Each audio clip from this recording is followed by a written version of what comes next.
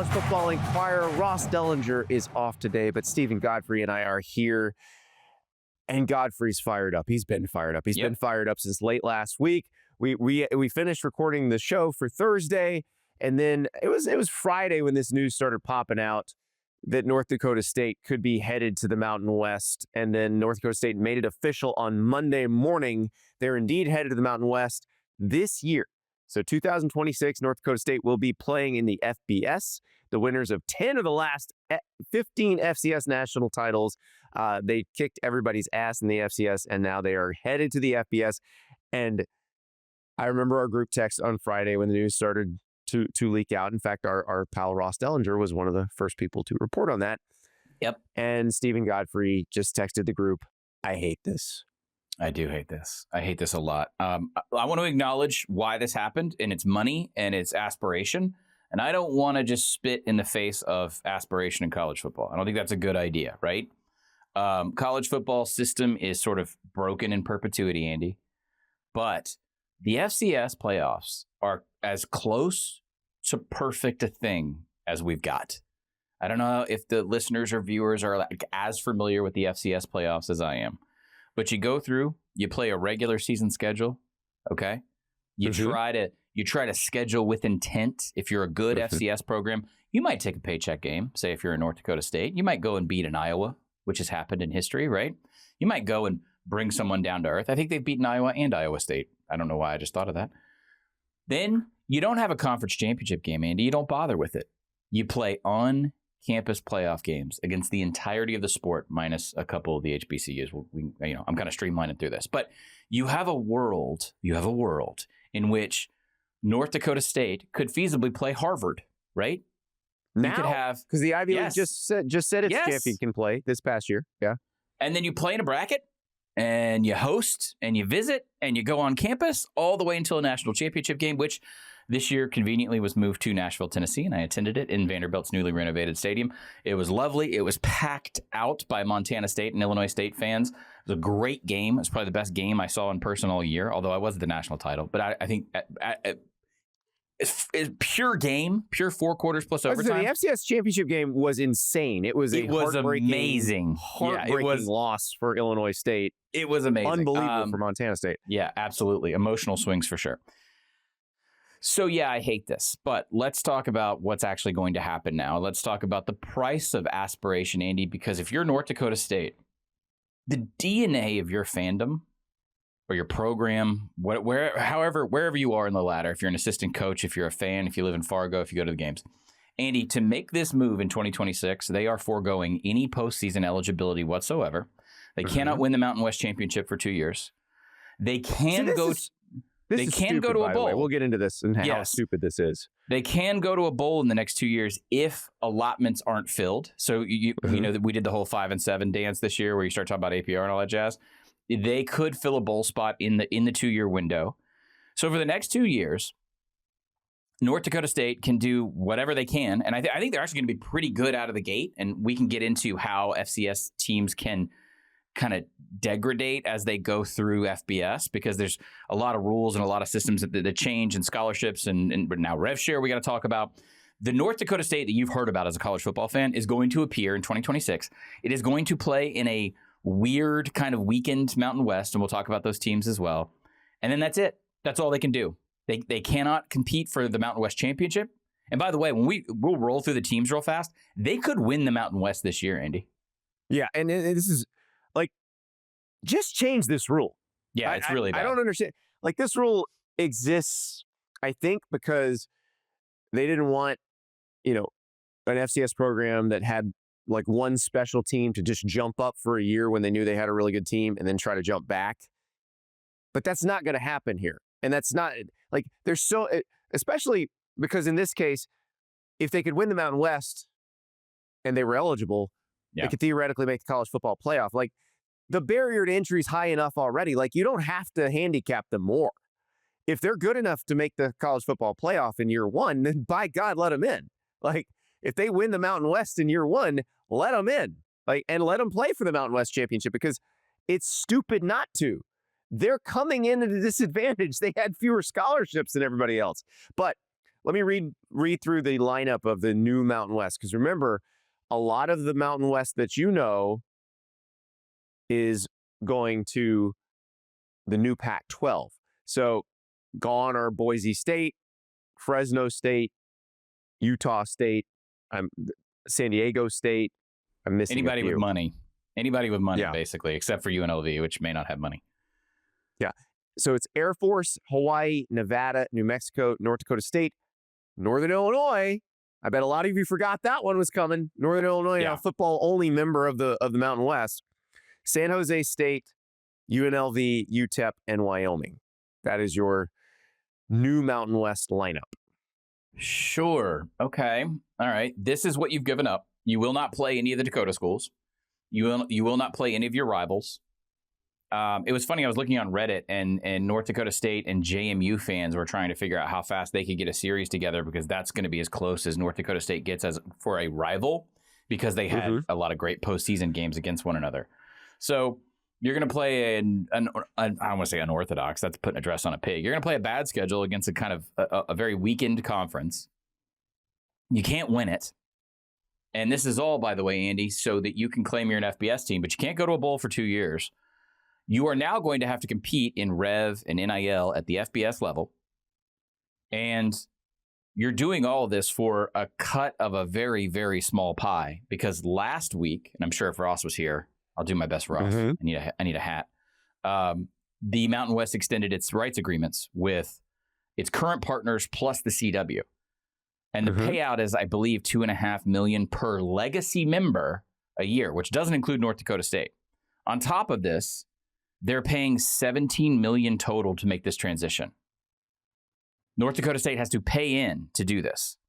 Yeah. I am confused what the net what is the long-term plan for the Bison here, other than to say we are in the FBS. The FBS national title. That is what they're thinking. And okay, whether they actually would do that or not in the world of Ohio State and Alabama. Look, Indiana did it.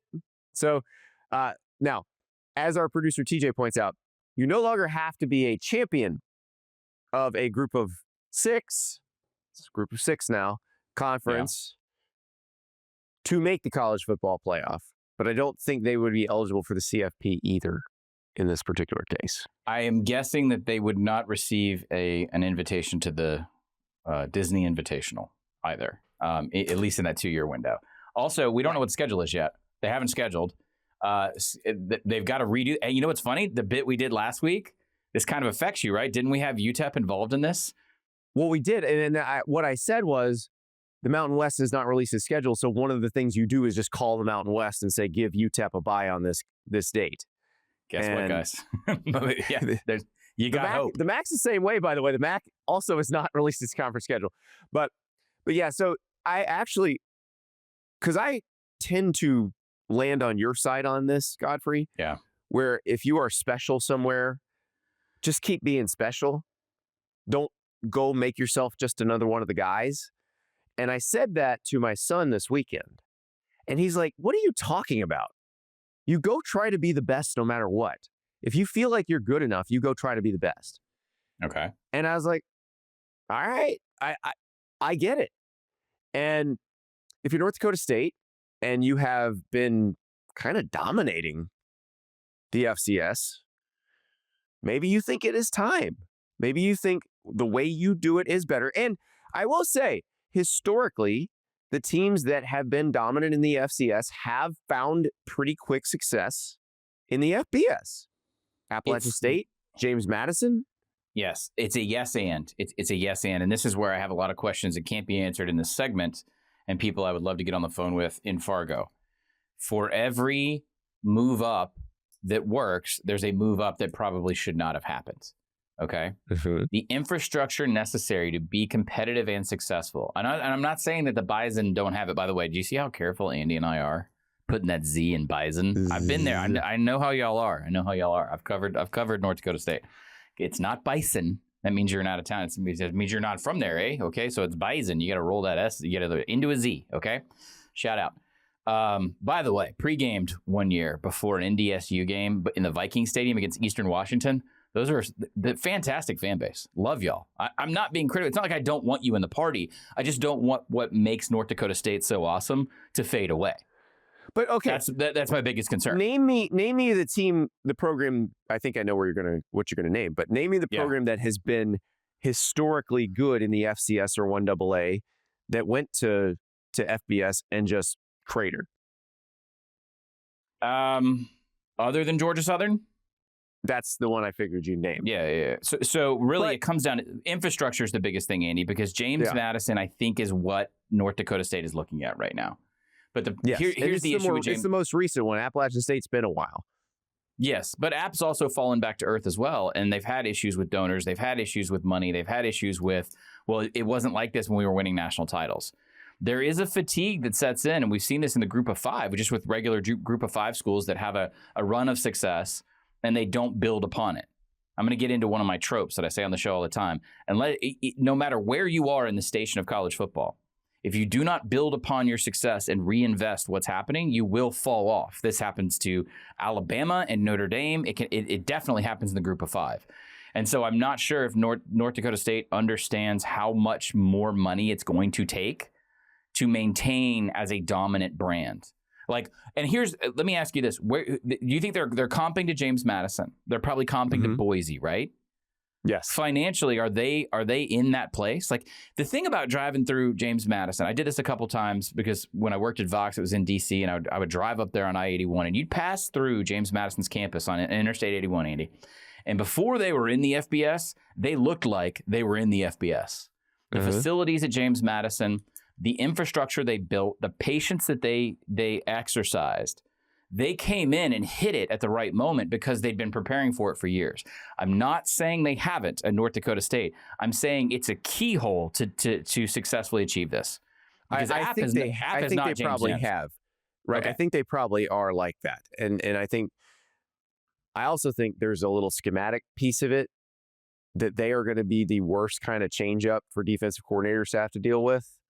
And I'm fascinated to see how that looks as well. Are they going to keep it? Are they going to keep the system? I think they need to. I think they should. I think it differentiates them. It makes them tougher to defend. It makes them harder to prepare for. And the problem is for them, and this is what happens when you get into the leagues with more money. Yeah. Because they're going to probably have to play some bye games against those teams, against really, really big teams. Yeah. And if they're that good and their system works that well, guess what? It's going to become everybody else's system too, and then you're not special anymore. Exactly. I just think that there are a lot of unforeseen circumstances afoot here, and it's been so fun to watch the Bison. And I don't think we're giving it enough sell here. When you had to go to Fargo in the FCS playoffs, you were going to die. I know they were upset this year by Illinois State, and it was a massive upset. But they were such a dominant brand. They were more dominant than Nick Saban's Alabama against the landscape. That's the other part of it, because we talked about this when Nick Saban's Alabama was doing it, and it was real. Like, those fans got bored of winning national titles. Yeah, and definitely. As you pointed out correctly, North Dakota State was more dominant than Nick Saban Alabama. The fact that the team they put in the field this year, which was a really good team that got upset by a team that made it to the national title game, that this was a crushing, bitter disappointment, that this was a failure of a season. Yes. Maybe you do need a new challenge, because maybe you are bored with this. I have more questions than I have sort of podcast ready hot takes. I will tell you, if you've listened to the show for a while, I grew up on this level of football. I was raised a Georgia Southern fan. I've seen what aspiration without execution yields, and it's a lot of trips to the Camellia Bowl. Okay, it's a lot of 6 and 5 win seasons for fan bases that, and if you are a fan of a bigger school, you may not understand this. These programs, North Dakota State, James Madison, Georgia Southern, App, go back to Eastern Kentucky. Like when you pull those dynasties together in the FCS, you have championship pride that is no different than Alabama or Notre Dame or anyone else historically in college football. Then you move up. Your games are against teams you're not familiar with. You might be playing on a Wednesday night. Your fans can't get there. The value of the game day experience is somewhat mortgaged in favor of hey, well, we moved up so we could make more money and get this TV chunk, and now we get to play on TV more often. But now it's like it's a weeknight, and we're going to be a homecoming team more often than not against out of conference teams. And all of a sudden, you chip away at this really valuable championship identity that you built for yourself over decades, and it's impossible to get back because winning the Sun Belt or winning the MAC or the Mountain West is not the same, Andy, as being a national champion. So I don't know what the long-term solution is here. I just know that I have said this for years. I think you would probably agree with me. The quality of life and the quality of football is better at the very, very top of the FCS than it is in the middle of the group of five. And that's what you just traded for. Well, but they have a choice to decide whether they want to be in the middle of the group of five or not. They don't have to be in the middle. They could be at the top of the group of five. Well, that's a money question. That's a money question. You know, like I mentioned this last week on the show. It's a money question, but it's also a management question. It's okay. You can have money and spend it poorly. You can waste money. Florida State. Right. But if you manage it well, which I would argue that North Dakota State's been pretty excellent at managing it. If you stay true to who you are, yeah, there's a good chance that North Dakota State can be one of the better teams in the group of six and fairly quickly. Because we just saw James Madison do it. Yeah. It's not impossible. I'm looking at a list of recently drafted players from this program, and it's amazing. Mm-hmm. But that's the thing. Like their ability to produce, like Gray Zabel, the best rookie offensive lineman in the NFL this year, just got himself a Super Bowl ring with Seahawks. Mm-hmm. They're putting guys like Cody Mauch, plays for the Buccaneers. Yep. Played on a torn ACL that he didn't realize was torn this season. Yeah. They produce really good NFL players. And if you keep doing that, you're going to be fine. But here's what scares me. I interviewed Dylan Radins a couple years ago, offensive lineman from North Dakota State, plays for the Tennessee Titans. So many of these guys we're talking about were falling through into a very specific bucket for North Dakota State to attract and develop. And part of that is being at the height of the FCS. And these guys are not getting enough evaluations in the group of five. Who North Dakota State targets now, others who are going to target. I'm really curious, and this is where I'm not trying to have others should have been targeting them anyway. But you lose the subterfuge. You lose the sort of camo that you had, where it's like, hey, come down to the FCS. We're going to develop you up, and then look at the pedigree that we have. But and you're going to win titles. Godfrey, those guys, like North Dakota State, doesn't need to recruit. Like, still don't recruit different guys than that. You keep recruiting those guys. Now, you do occasionally need to go grab some more dynamic skill guys. Which you can now because you have more scholarship opportunities, more everything. But on the line of scrimmage, just keep bringing in the same people you always did. Because the other thing is, the reason you could bring them in is the other schools didn't want them. They still don't. They still don't have that. They still lack the imagination. They will always lack the imagination. If you can maintain a counterintuitive stance in the market while being just another guy, so to speak, with your conference affiliation and your status, great. By the way, I don't think people realize how many quarterbacks have been drafted from this program. It's a lot. And everybody talks about Carson Wentz, but most recent quarterback was at the Senior Bowl. He looked very good. I mean, there's a lot. Cam Miller, Easton Stick, Carson Wentz, Trey Lance. I mean, it might be more than your favorite. Now, how many of them have been good in the NFL? Carson Wentz, was good. I mean, how many? Up until Sunday, we didn't have a lot of good USC quarterbacks, in the NFL. That's true. Yeah. But it will be interesting because I don't think the linemen that they've gotten, that they've developed, they'll still be there for them because they got them because nobody else wanted them in the first place. So I think they can keep that energy. Now, will they have a situation where their head coach does not get lured away by a power conference school to be their linebackers coach? This is true. Well, that was a little bit of an okey doke because he's now the head coach of Fresno State. Yeah, he did that. He knew he was one and done doing that to bridge out. But he was going to be the head coach at Fresno. Think about that. Here's what scares me, Andy. Craig Bohl left North Dakota State to go to Wyoming. To go to Wyoming. Yep. Wyoming is not Boise now, right? We've seen a lot of North Dakota State coaches leave and have varying degrees of success, but there's something sort of kind of in the water, and it's a native recipe in Fargo. So, and look, as a triple option enthusiast, please don't just don't change what you're doing. I swear to God, if you Clay Helton, that's going to be so disappointing. They're not triple option. So as a kid who grew up playing football in the 90s, like my high school copied the Dallas Cowboys offense. It was all based on the lead draw. It was the pro set. Right. North Dakota State runs a version of that in the year of our Lord 2026. And I'm so excited to see it because all these defenses have gotten physically smaller to deal with spread offenses. You don't have 250-pound middle linebackers anymore unless they're an absolute freak of nature.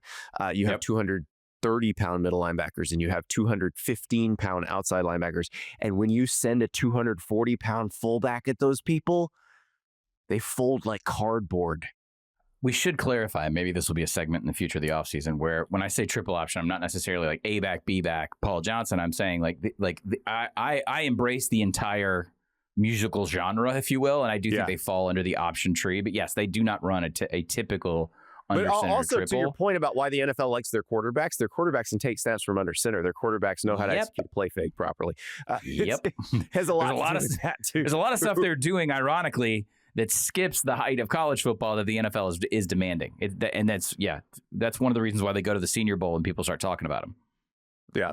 But I'm excited to see that, and I actually wouldn't mind seeing that proliferate a little more. And you're kind of seeing it now. I had Alex Golesh, the new Auburn coach, on my show, and he's one awesome. of those guys that comes, he runs the old Art Briles offense, which is as different from what I'm talking about as anything. But he has a goal line package where he has two fullbacks and they hand off to a 325-pound offensive lineman. So, because you can still look wide splits in a spread technically moves a lot of the defenders out for you to run the ball. We don't have to be myopic about this. Yeah. So I'm excited to see what that coming to the FBS does because I think defenses are going to struggle with it. And by the way, the Mountain West is a very schematically diverse. Very much conference now, because you have Air Force still. Yep. You have North Dakota State now.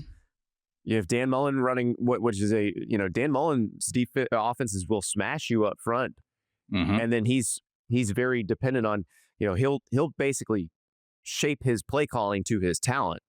They'll ram it down your throat if they have the right talent, but if they have a dude who can throw, they'll chuck it 56% of the time. 2 years ago, Niumatalolo's, I can't remember the name of his OC at San Jose State, they reworked. I guess it's sort of a run and shoot successor, Andy. Is that, I don't know if that's the best way to qualify what San Jose is doing. I look, we love a diversity of scheme. You're kind of talking me into this. I just don't want them to fall into that mediocre G5 rank. I think this is sort of, we see this more with pro teams than or we see it with college teams. I don't think we recognize it with college teams. We see it with pro teams where like the Cardinals are always bad because the Cardinals ownership sucks. Yeah. The Steelers are always pretty good because their ownership is competent. Like absolutely. North Dakota State's ownership is competent. They have been to this point, so I want to be hopeful that they emulated James Madison and not App and Georgia Southern, because you can get cash poor very quickly and run into some systemic, decades-long problems. Now, one thing that makes me hopeful that we haven't discussed yet, just as a fan of the sport, which, believe it or not, I am, even though I complain all the time, this will open the door for some FBS, some power program to take a 2-1, Andy, and say, we'll play in Fargo. How bad could it be? How bad could it? Hey, Andy, Andy, we're a Big Ten team. How bad could it be, Andy? We play big boy football. Some poor bastard is going to sign up to go to Fargo. Minnesota, Iowa, they're smart enough not to take that they ain't touching. No. They're not touching it. No, you're damn Rutgers? Right. Hey, Maryland, don't do it, okay? You won't come back. They will bury you in the snow. Like, don't do this. I shouldn't say this now, the Bison are really going to be mad at me. If North Dakota State calls and says, we'll do it too, we'll come to your place twice. If you come here once, don't do it. I am a Georgia Southern fan. Don't do it. Trust me. It is the hardest place to play that I have ever seen. Oh, I can't wait. Cannot wait. Godfrey, one other thing we do need to touch on before we move on to more fun and frivolity. Charles Bediako, the Alabama basketball player. I realize we're a football show, but this has every sport implications. Charles Bediako, the Alabama basketball player, denied an injunction by a Tuscaloosa County judge that would have allowed him to keep playing for the Crimson Tide while his lawsuit against the NCAA went through the court system. That probably is going to slow things down. I would say this is the most significant win in court for the NCAA in a long, long, long time. I think that is solely because it's the first time the NCAA found itself on the side of the common public sentiment. Yes, how many times, Andy, and since I became a national sports writer and you and I would have these conversations off the record, how many times did the NCAA stand in the face of public sentiment or just basic logic, right? Letting kids get some money to play, letting a kid have a hotel, whatever it is, right? All those years, the NCAA would argue principle over reality. And this is the one time in my entire career where the overwhelming amount of public... before we went on, I just did 680 The Fan in Atlanta, and they lumped this case in with Chambliss and Aguilar, and last year in Pavia. And I said, whoa, we're talking about... There's a world of difference, I think, to the rank-and-file sports fan of saying, hey, there's an undersized quarterback who's really effective. He's probably not going to have a pro career. Let's give him a 6 or 7 year window to play 5 or 6. Universally agree to that and move on. I think the sentiment for that would be, universally accepted for the most part amongst fans. This G League situation, Andy, I've never seen anything like it. It was from top to bottom, everybody, even sports writers who are more socially aligned like you and I, for just let the kid make a living, were really pissed off about that. Everybody was against this. He can make a living playing basketball. And that's what the judge said. And the judge said, there's 3 standards you have to meet to get a preliminary injunction, which would have allowed him to run out the clock. And one of those is you have to be irreparably damaged if you can't play while this is going on. And the judge is like, it's not irreparable. You can calculate the damages. Right? We can calculate exactly how much money you'd make playing for Alabama this season, and you can sue for that. So there's no irreparable damage, and then it's not that there's no other remedy available. The judge said there is another remedy, and that's designate that amount and sue for it and win if you want. And then the other one is it has to look like you'll prevail on the merits of your case. And the judge is like, I don't know that you would have prevailed because you're arguing tortious interference, but you entered into a contract with Alabama knowing that the contract violated NCAA rules. So you knew there were going to be some bumps in the road all along. This is not a surprise. It shouldn't be a surprise to you. So, but it's interesting because the assumption was doing it in state court as opposed to federal court, where the NCAA has been fairly successful with eligibility cases. Doing a state court, they thought they'd have a friendly venue, that there's no way a judge in Tuscaloosa County would rule against the Crimson Tide. Well, the judge was pretty clear in his order. He's like, I don't want to be the one who opens the floodgates to this thing.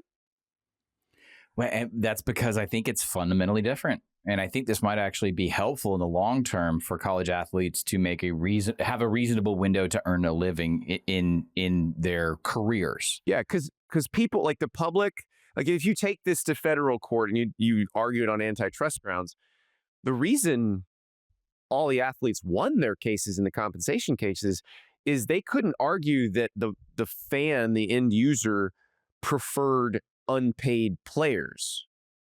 And the ratings bear that out. The fan didn't care if they were paid or not.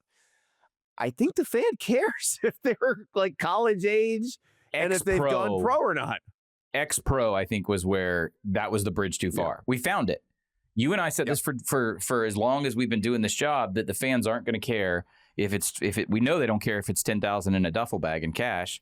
So if they're making $2 million over X amount of years or whatever it is, they don't care. They really don't. It's about, is Alabama going to beat Auburn? And we've also seen that in the pro sports, people publicly complaining about how much money the guys made, but not stopping watching. So we kind of knew that what was going to happen there. But this is where it would probably hurt your product. And so you're probably not going to win in federal court. So that's why they're going to state court. Now, I will point out, because we're going to talk probably in later shows about Trinidad Chambliss and Joey Aguilar, different cases about different things. Both of them are different from each other too.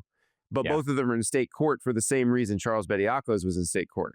So big win for the NCAA, which it doesn't happen very often, but I'm with you, Godfrey. They did finally fall on the same side as public sentiment here. And I think the coaches, for the most part, are happy too, because every one of them would have done this, but they wouldn't have liked it. And it would have been in basketball. It would have been in football after the draft and after the first cut down day in August.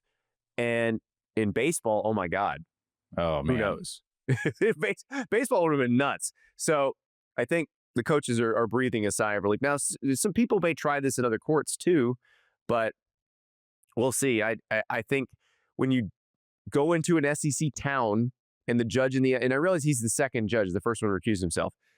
Yeah. But he's still a judge in Tuscaloosa County, Alabama. He lives in Tuscaloosa. Yeah, he's got to go eat breakfast downtown tomorrow. Yeah, exactly. He's got to go to the Waysider and get those drop biscuits and red-eye gravy, and somebody's gonna say something. So if you go into an SEC town and the judge takes your side, I think you feel fairly confident you're going to be okay in any venue. So that'll be an interesting one to watch. But yeah, we'll probably talk about the Chambliss case and the Aguilar case because they're different. I'm not saying they don't have a chance to win. No, because they do. We'll talk about that later in the week. But when we come back, the Sam Darnold redemption arc in the NFL is translatable to college now because of the transfer portal. Okay. Are there any quarterbacks in college football who could experience a similar redemption arc? We'll discuss when we return. We are back at the College Football Enquirer, and watching Sam Darnold go from the guy who was seeing ghosts and had the worst mononucleosis graphic of all time, I guess the only mononucleosis graphic of all time. Or best. Probably. Shout out to the Chiron operator for that one. It lives in infamy. Seriously, I do think television production people probably did more damage to Sam Darnold than the Jets organization or the Panthers organization ever did. Because his seeing ghost thing, he was mic'd up and somebody let that air. But the monographic became, it was an interchangeable meme. I think Timothy Burke, formerly of Deadspin, did this where you could take the graphic and then put your own words in. Yeah. And so it could be like, and you could do it for yourself. Yeah. It's the poor guy, man. Yeah. But he got through it. Sam Darnold got through it, found his way to San Francisco, then Minnesota, and then goes to Seattle and has this incredible season, wins the Super Bowl. And our producer, TJ, threw this question out yesterday, and I thought it was a really good one. Who in college football could experience that same level of redemption arc? And I was thinking, we've actually kind of seen it a little bit in the past. I would say Jaden Daniels did. Remember when his teammates were like throwing his things out of his locker and talking trash about him when he left Arizona State, and then he goes and wins the Heisman at LSU? Yeah, it was a little bit of a turnaround. I wonder what those guys are doing now. Yeah. Carson Beck almost did it this year because let's be real. Carson Beck was not welcome back at Georgia. That was not an option for him. No, I think he's probably, 2 passes against Indiana away from winning the narrative, as we say. Yeah. He certainly won financially. Anyway. Yeah, I think he won it anyway. I think he got Miami to the national title game, which is farther than Gunnar Stockton took Georgia. And now you could say the talent around him, but the talent around Gunnar Stockton is pretty damn good too. So I don't know. I think we have some opportunities for this sort of thing in college football now. The one guy who jumped out, and it's probably because I just talked to his new head coach last week. So I had Brett Bielema on my On3 show last week, and he was fantastic and talking about, players like Devin Witherspoon, who's a star for the Seahawks now. But they did a great job with Luke Altmaier, and Luke Altmaier was perfect for Illinois. I did not realize they thought they were going to get another year of Tommy DeVito, and then he was denied a hardship waiver. And so they had to jump into the portal, and that's how they got Luke Altmaier. and Luke Altmaier was talented, but behind Jackson Dart at Ole Miss. So their new quarterback coming in now, he hasn't been named the starter, but the paycheck says he's going to be the starter. Yeah. Caden Hauser, you know him, you love him, Godfrey, because he was very good at East Carolina last year for John David Baker, the OC who is now the Ole Miss OC. Caden Hauser, though, Big Ten fans should remember him as the guy who was getting clobbered at the end of that year that began with Mel Tucker getting fired. And Caden Hauser was a redshirt freshman at Michigan. I believe he and Sam Levitt were on the roster at the same time. I know they crossed over for at least a year. I'm trying to remember exactly which years. But Caden Hauser gets thrown to the wolves, essentially. And, when that happens, even if you're a high-profile, big-time recruit, the world kind of moves on from you. And I think that's what happened with Caden Hauser.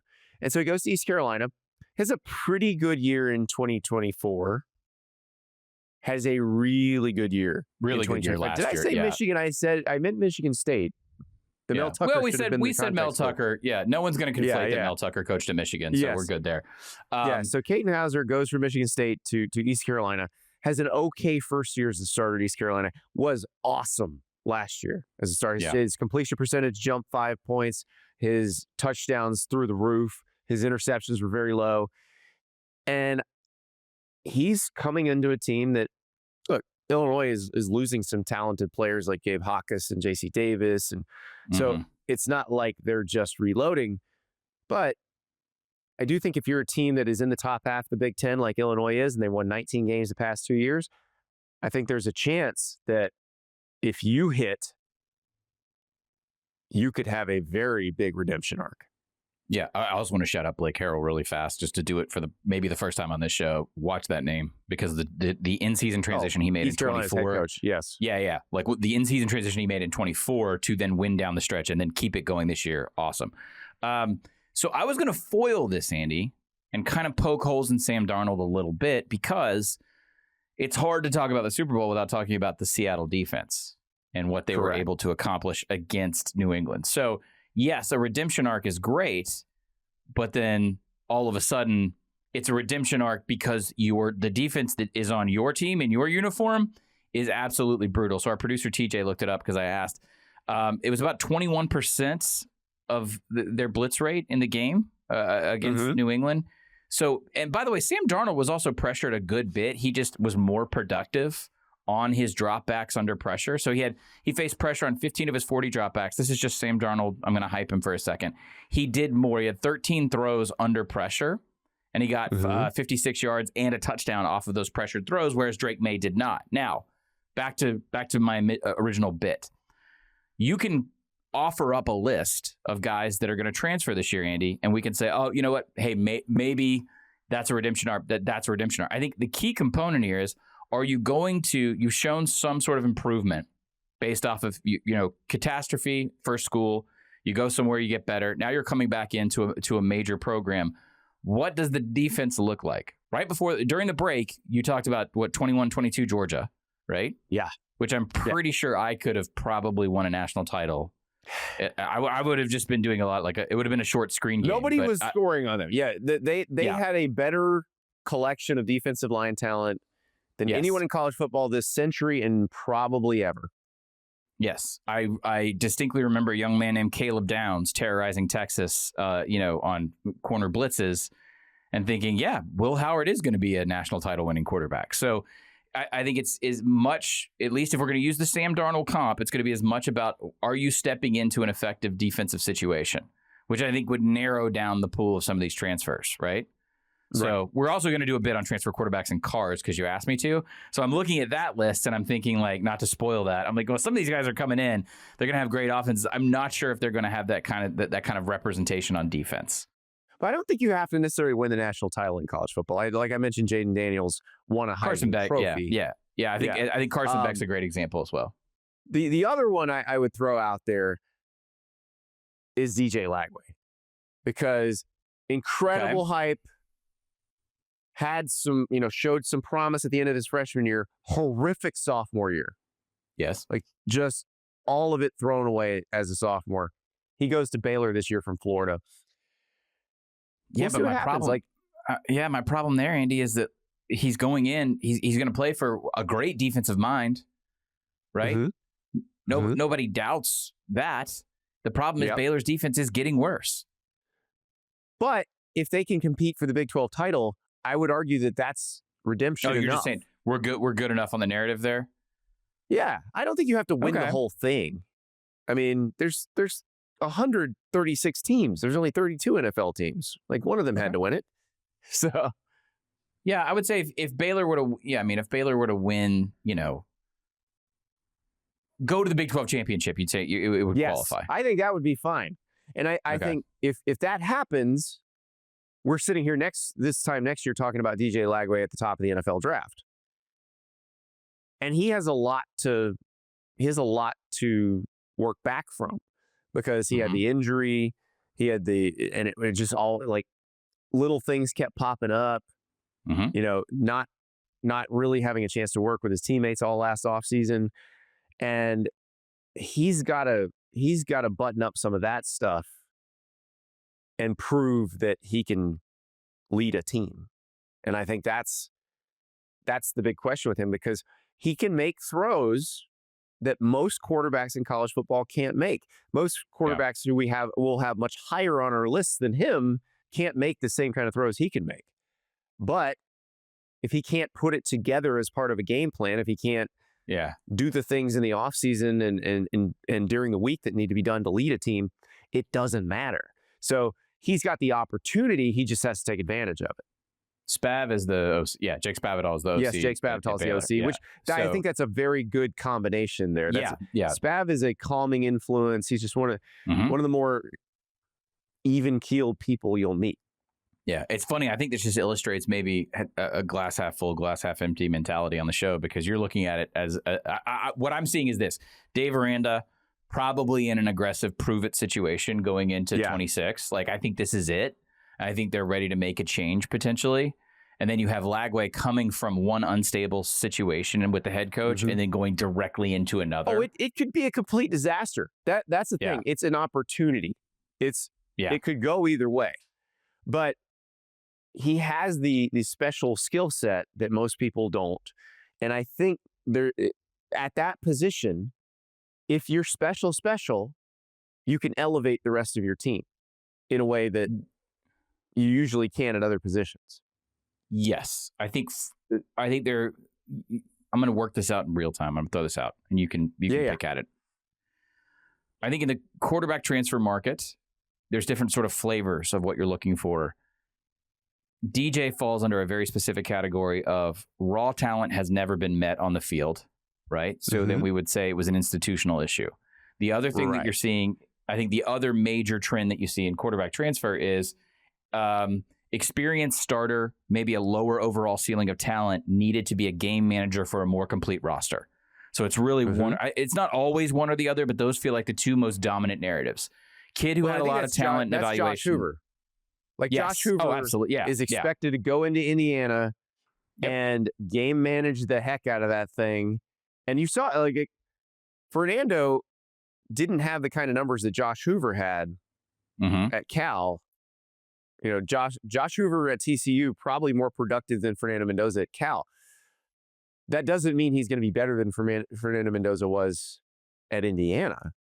Well, but I was I was thinking more like Ohio State takes a look and they're like, all right, we got Kyle McCord, but we could make a marginal step up, a incremental step up, and get a Will Howard, who's kind of being pushed out the door. That was Kyle McCord going, you need to guarantee me the starting job, and Ryan Day being like, yeah, we're not going to do that. Yeah, that's true. Will Howard, though, effectively a step up, an improvement, wins a national title. So hindsight tells us they did the right thing, but it wasn't a jump like the way you're talking. Like, no one was trying to unlock Will Howard. They just wanted an experienced player. And I think that's the majority of these transfers are one of the two situations, which is you're trying to fix someone with a high potential, or you're trying to find someone who's given you most of their resume already and can effectively manage a superior roster at a title contending school. Yeah, like the Caden Hauser thing, I think he got unlocked at East Carolina. Like the Michigan State thing. Fixed, he got unlocked. thrown in too early at Michigan State, so we never got to see what he could be at that level. He gets unlocked or repaired at East Carolina, and now he gets to go back into the Big Ten as a fully formed product, and we get to see what he was always supposed to be. Yep, farm leagues, it's happening. I'm the G5 guy, but I'm telling you right now, it's going to be a farm league soon. Maybe they'll have official affiliation. While we're on this topic, because you were cracking me up the other day with your comparisons to transfer quarterbacks to gently used cars. We need to just have a whole. This was Fernando Mendoza, right? That I said Fernando Mendoza was a certified pre-owned Honda. My parents listened to the show, longtime consumers of certified pre-owned Hondas, and they were like, "Don't make fun of a certified pre-owned Honda." And I was like, I wasn't. We're not. I think it's a great program, Mom. I think it's totally fine that you drive a Pilot for 140,000 miles, Mom. I can tell you as someone who owned a Pilot for 11 years, and before that had an Accord that I put 50,000 miles on in the first 11 months and then drove it till it had 190,000. Or if someone was a poverty line sports writer and was handed their parents' used CRV and still managed to date women successfully in that. You imagine a 6'5" guy getting out of a used Honda CRV on a date. No one was looking for my money. It's the Simpsons episode where Nelson laughs at the large guy. Yes. Are you laughing at the size of my automobile?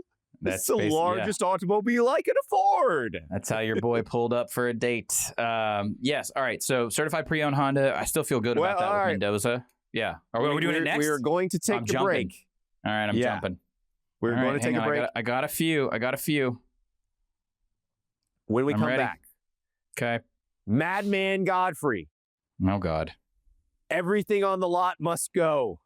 The lowest prices of the year. That'd be the worst salesman. Oh, I would put you in a cowboy hat. We have those inflatables going. It'll be amazing. We'll be right back.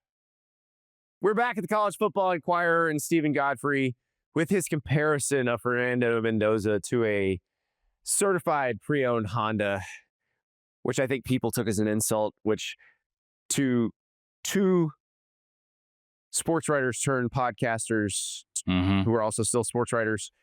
Yeah. You don't understand. That's the highest compliment we can give.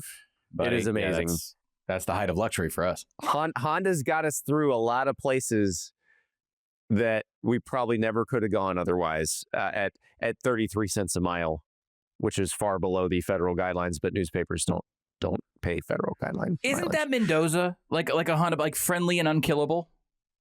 That's what a Honda Pilot says to me. Friendly, accessible, unkillable.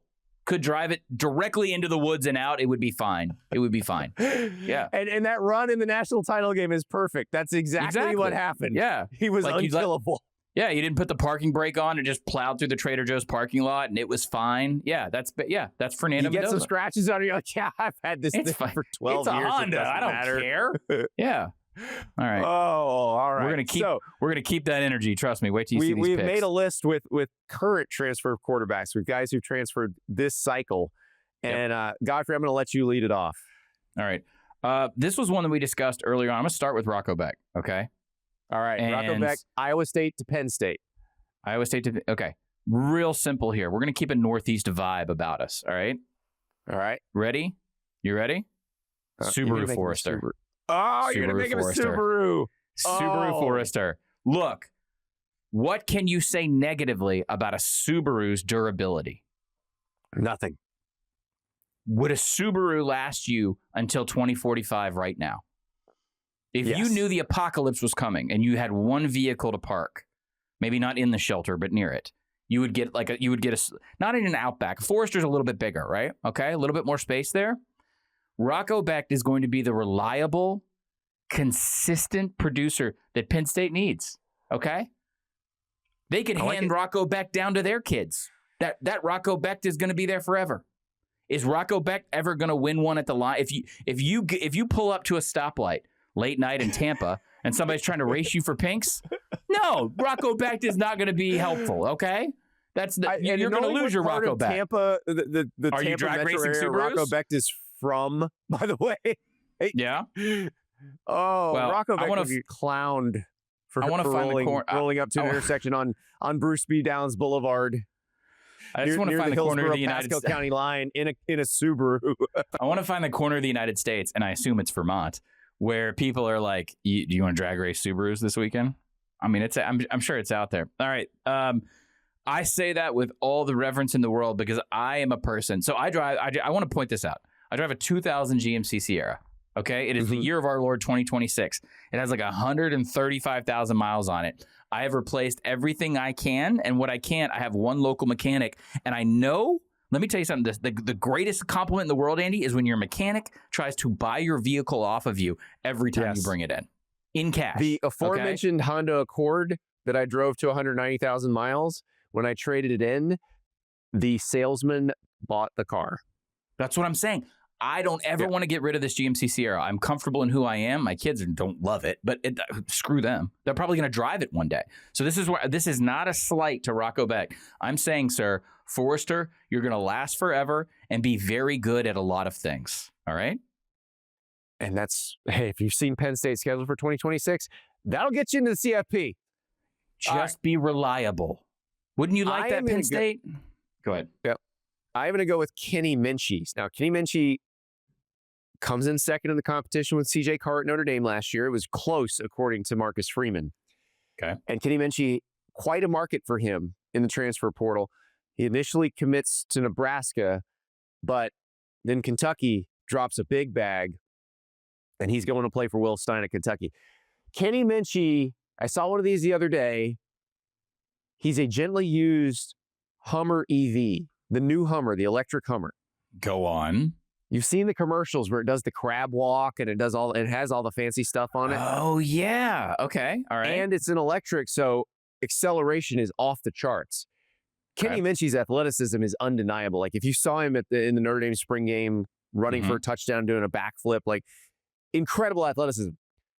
But you don't know because this Hummer, like you know what the old Hummer gas guzzlers were. Like for better and worse, you knew exactly what they were. This is a relatively new product. We don't know what it's going to be like. We don't know how the battery life's going to last. We don't know if all of the features are going to be useful. I see the metaphor. It could be the most amazing thing ever. Yep. I see the metaphor. Keep going. Yep. Or it could just kind of fall apart after a few years. We don't know. But that's the glory of this.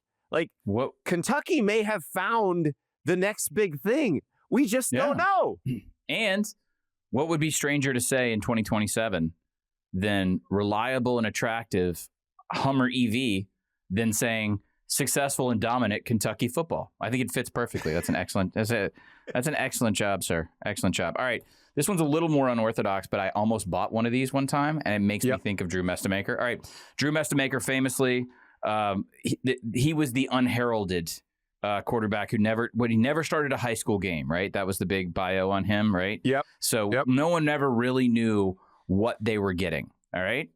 So there's an entire, it's not a group of people, it's dads. It's dads who look for this stuff. Yeah. When you have fleets, those white F-150s, fleet vehicles that are used by like AC repair companies or like transport companies, whatever, they will drive. Unkillable. Yep. They will drive an F-150, right? And it'll be 50,000 miles, and then they'll trade in with the fleet, and then they go to a used lot. Seat. It has crank windows. Yep. It has nothing except everything that you need. And that's exactly the situation that Mestemaker is walking into with his former head coach at North Texas, Eric Morris, at Oklahoma State. It has nothing extra except exactly what you need. And those F-150s, they're always white. You see them, they don't even have a cab on them. It's just bench seat straight against the glass, Andy. You know what I'm talking about, right? There's no bed cover. It's got the long bed. And those things will be driving around in the 2080s. Like those, you cannot kill those trucks. You take care of a Drew Mestemaker, he's going to be reliable for you forever. Oklahoma State, congratulations. I feel like I'm speaking Stillwater's language here. I think you are. Yeah. So I want to go with, I'm going to take that and twist it a little bit. Let's go to Missouri. So Missouri lands Austin Simmons, the Ole Miss transfer. Austin Simmons was supposed to be the starting quarterback at Ole Miss this year. He was the day one starter. He got hurt against Kentucky. In came Trinidad Chambliss. Everything changed. Austin Simmons still has a very sought-after skill set. We just don't have a sample size on him. We don't know what we got. Austin Simmons is the 5-year-old, and it's probably an Acura SUV because our granny who bought it likes the leather seats, likes to have the heated seats, but she, of course, only drives it to the grocery store. So Austin Simmons is your 5-year-old Acura SUV with 2,000 miles on it. Yeah. That granny finally gave up when she stopped driving. Yeah. All right. I would go with it's a car where like Austin Simmons had sort of an emotional departure from Ole Miss. He's been through a lot. Like it's a car you may have cried in college, right? You maybe listen to a little emo music in. I think that works. You could also go like old Lexus RX 300. Yeah. But like it's going to potentially perform very well for you for a long time. So speaking of potential performance, Andy, let's talk about DJ Lagway. Have you ever? Yep. I'm going to ask a question I know the answer to. Sir, have you ever rented a car at Hartsfield in Atlanta, the world's busiest airport? Times. Okay, right. All right. So I think this started back when I was in pro wrestling. We were an Enterprise account, so I was on Enterprise for a long time. Enterprise at Hartsfield has the regular Enterprise that you go to. And then they have the Enterprise luxury vehicles. All right. I don't know what you know about Atlanta. I know Andy knows this, but I don't know about the rest of the world. Approximately 240% of all rap videos are shot in Atlanta. And Enterprise has a luxury vehicle rental division. Okay. You can get a luxury vehicle for 2 days, 3 days, and you can do roughly whatever the hell you want to do with it for 2 or 3 days before returning said luxury vehicle. So you can take your pick here, Andy, because I'm not really a luxury vehicle guy. We could just go Corvette. Okay, we could go McLaren. We could go Lamborghini. We have a Lamborghini supercar. Yeah, DJ Lagway is a supercar for sure. All right, with the documented reliability issues. So here's the problem: these vehicles have to exchange out in the luxury vehicle market for rentals at a certain lower mileage because the maintenance on these things is impossible. So DJ Lagway is absolutely McLaren, Lamborghini, Corvette that you are buying from Enterprise. So you are getting a Corvette for sure, but you may take said Corvette home and think, wow. Corvettes are actually fairly affordable compared to the rest of the ones you're talking about. Let's just go Lamborghini. I feel like that's a universal acclaim for a luxury vehicle or a performance vehicle. All right. I bought a Lamborghini. I got a deal on it. There's a reason I got a deal on it. I might take it home and say, dear God, did they take this thing mudding? There's the suspension is sideways in this thing. So I'm probably going to cost $2,000. Yeah, and it looks like someone took it off-roading in South Georgia and then returned it back to the airport. So that is DJ Lagway. They did. Yes. DJ Lagway is a performance vehicle who's been rode a little hard. I love it. All right, I love it. All right, I'm going to stick in the performance vehicle category. Right. Darian Mensah going from Duke to Miami. So he's a Porsche 911. Not a brand new Porsche 911, but maybe an older one. The thing about a Porsche 911 that you need to understand right now in the market for Porsches, they are one of the few, because cars almost universally depreciate. But if you take care of a Porsche 911, it will appreciate. And it appreciated when he went from Tulane to Duke. And if Miami takes care of it right, it's going to be worth more when they're done than when they started. Darian Mensah might take them back to the national title game. He might win them a national title. It all depends on how you take care of it. I like that. There's a group of transfer quarterbacks, some of whom are at notable schools, where I could only think of really, really negative comps. And so to be nice, I left some of these individuals off the list. There were 2 or 3 in my head. I go flood damage, flood damage, flood damage. But I didn't do that because I'm trying to be nice. It's only February. We got a long off season to go. Okay. Dylan Raiola. I got one more before we go. Right. Byrum Brown going from USF to Auburn. I wrote a column at On 3 the other day. What do you got here? About Alice Golish's pledge to run the piss out of the ball. He also said they would run the crap out of the ball, and then I saw that clip. It was awesome. Yeah, it was good. So, and I asked him. I said, "What does it mean to how does one run the piss out of the ball?" He said, "You just keep calling running plays until they stop them." And I was like, "Ooh, this sounds good." And so, Auburn has Jeremiah Cobb back Their number one running back from last year. They also went out and got 3 RB1s from other teams. So they got Baylor's RB1, they got Troy's RB1. I'm blanking on the provenance of the other RB1 they got. But, no, it was USF's RB1, who is not their leading rusher because Byrum Brown was USF's leading rusher at 1,008 yards last year. He also threw for a lot of yards. Byrum Brown, if you've ever watched him play, you know where we're going with this. I actually made this purchase back in 2019. I found a Raptor with 8,000 miles on it at my local gently used superstore.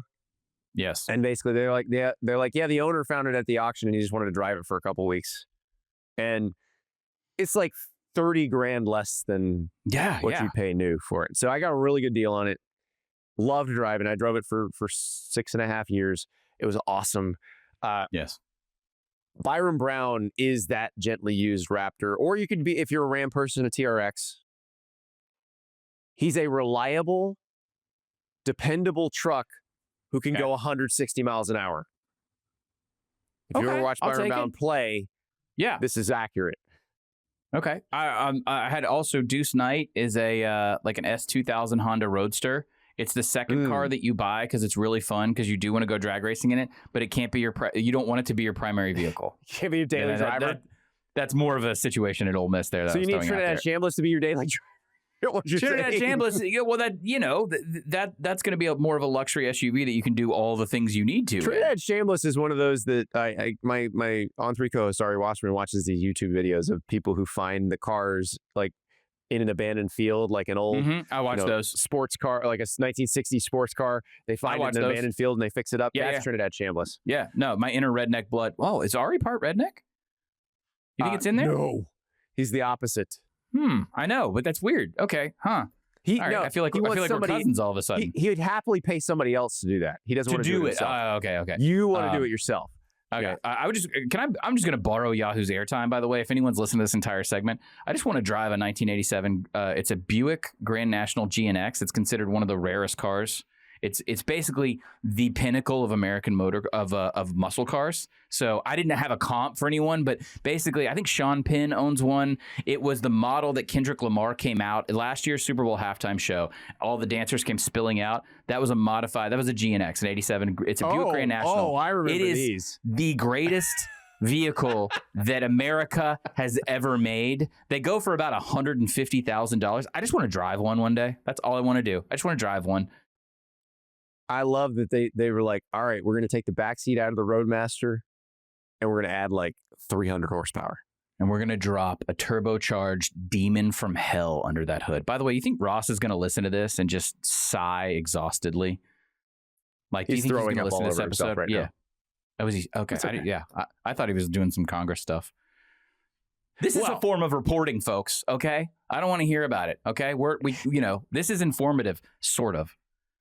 We're an hour in. The people here are the people who are with us for life. Dirtbags. Sickos only. But I'm asking to drive an 87 Buick on the air. So yeah. Exactly. You know what my dream is? An 87 Buick. It's like I had a friend back in the early 2000s and we were talking about what is the vehicle if you could just have any vehicle, Genie waves a wand, it appears in your driveway. And so it could be anything, or a Lamborghini, the most jacked up pickup truck you can imagine. And this guy's like, Chevy Trailblazer. You're like, no, you can have anything. It's like, Chevy Trailblazer. Okay, dude, here's the thing. All the Italian sports cars in the world. I told a therapist this one time. I'll say this on the air. They're like, what does your inner voice tell you? And I say, I think there's a voice inside my head at all times. And this is why I'm good at covering college football that just says, buy a Dodge Charger, buy a Dodge Charger, buy a Dodge Charger. At all times, I can't get out of my DNA. It's just the white trash in me that just, every time I see a Charger or a Challenger on the road, I'm like, I could go today, right now, put a down payment on. I could take the kids to school in that. It would be fine. It wouldn't be fine. You know why the Dodge Charger and Challenger were the most popular under the table duffel bag cars, right? Educate the world, Andy. Educate the world. Fleet vehicles. Every rental car company bought them by the thousands. Yeah. And Mopar, you can just swap out every heavily customizable fleet vehicles. That's the reason. It is the Lego of muscle cars for sure. Yeah. Real fast shout out. Greatest college athlete car, probably still Darian McFadden, right? Do you remember his car? Darian McFadden at Arkansas. He had it was either a Crown Vic or it was a Crown Vic, I believe, or the Mercury equivalent. So it was like the old police fleet vehicle. And he had it so jacked up on 22s that it basically sat as high as a truck. I'm looking at it now. It is a Crown Vic on 24s. 24s, not 22s. Yeah. Oh, that is amazing. Gunnar Stockton, shout out to him, current Georgia quarterback, drives an 80s F-150. It's beautiful. Oh, most Georgia thing ever. Every time I do Georgia radio, I talk about it. I go, that is, you created the most Georgia human being in a laboratory and put a football helmet on him. Yes. And then you'll see a Waffle House. It's been a pleasure. Ross will be back on Thursday. We got to talk about quarterback eligibility cases. And one really knows what the college football world will bring us in the next 48 hours. That is the beauty of this sport. We'll talk to you soon.